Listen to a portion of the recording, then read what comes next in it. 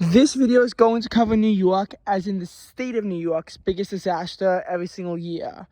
And what that means is two things. First of all, a big event that mostly was catastrophic in a different part of the New York metro area, like New Jersey, Connecticut, is excluded. Yet an event that takes place in upstate New York is still included, because I realize that metro areas can get very blurry as to where the most significant effects of the year are. Now, with that, 2023 is mostly over, and I don't see anything too catastrophic shaping up, even though 2022's biggest event was literally the last week of the year, so I feel comfortable saying what it is. The only thing, though, is that it gets complicated because major disasters did not really affect New York significantly this year, which I guess is a good thing. But it does make there'll be a lot more options as to what storm it could be, because normally New York has a lot of storms in a given year, and this year most of the storms that came here didn't really have a significant impact. Like the only tropical storm that directly impacted New York was Ophelia, and even that was mostly just a few days of rain. Then a few days later, catastrophic flash flooding did tear through New York, but even though it caused a lot of damage, the damage total was only 100 million, and there were no fatalities. So it's hard to say that is the biggest storm in New York, even though it pretty much grinded New York City to a halt, because unlike Ida, it didn't have that humongous fatality aspect total to it, which again I guess is a good thing. You had severe flooding upstate on August 7th into August 8th, but that did again have no fatalities, and the only impacts I really heard of so far were New York City and Syracuse. And again, it wasn't so catastrophic to one particular area. A major storm before Thanksgiving turned out to not really be anything significant. It turned out to just be 2 inches of rain and maybe about like a couple inches of snow upstate. Not really anything significant. But this is the dilemma. Was there really any significant storms in New York in 2023? But then I just remembered something.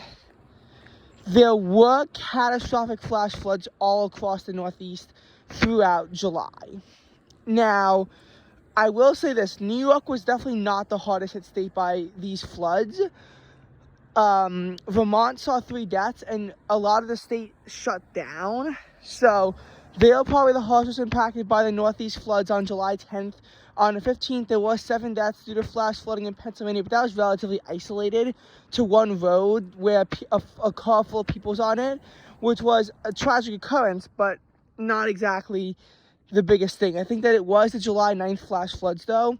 July 16th certainly was more destructive on Long Island, but the impacts in the Hudson Valley, I mean, state parks were closed for months, and there was a death, and there was $100 million in damage, and roads were washed out. It wasn't bad at all on Long Island, and in the city, the only impacts was a Major League Baseball game between the Yankees and Cubs, seeing a delay that was less than a half hour, mid-8th inning. But I mean, the impacts upstate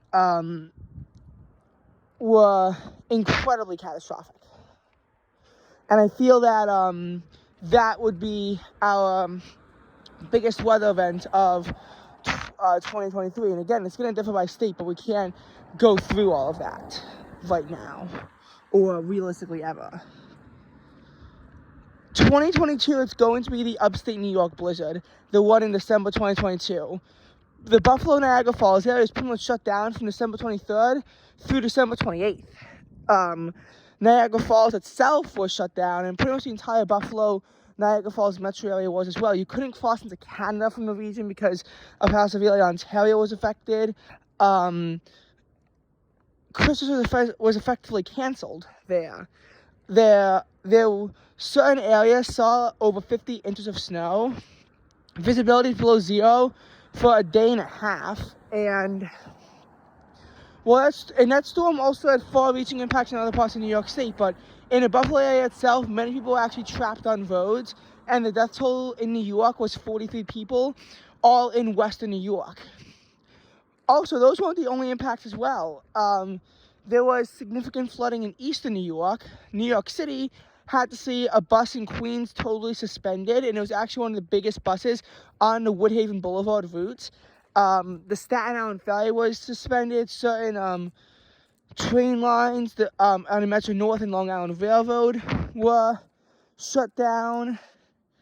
And then you had the flash freeze come in, and that made the temperature drop. That meant that even though temperatures were in the 50s when it was pouring rain, by the time the next morning dawned, it was down to single digits. And that also caused its fair share of impacts throughout the area as well.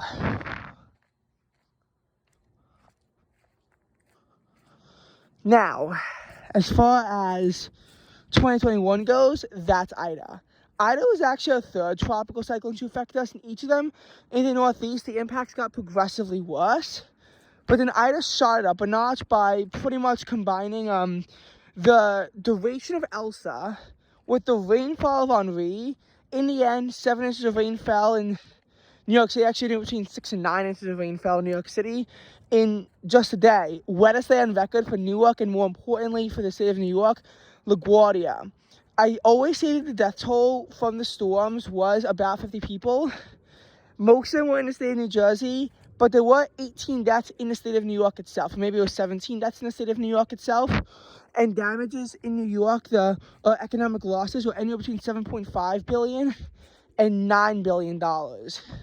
Somewhere in that range.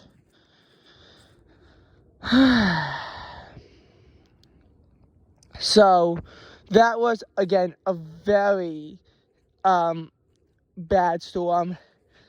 And a lot of it was because warnings were disregarded. 2020 is another year in which there wasn't, again, a defining disaster that affected New York. Isaias actually only killed one person in New York itself in Queens, but it did leave hundreds of thousands in the dark, and we don't know the damage total in New York, but it was probably extensive. There's probably extensive damage in New York. I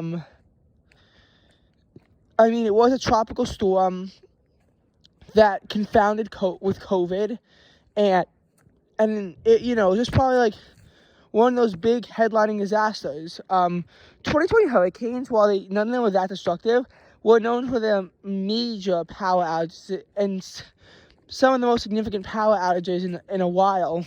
But there wasn't really any other significant disaster in New York itself in 2020 besides Isaias. It was a bit of a quieter year. 2019 also kind of lacked that defining storm in New York, because many of the storms, again, were these smaller scale storms. Honestly, it's far enough back that I don't even have any recent memories on any of these. So I pretty much can't even narrow it down to one single storm for New York itself. It's just that far back and that far removed from my mind. For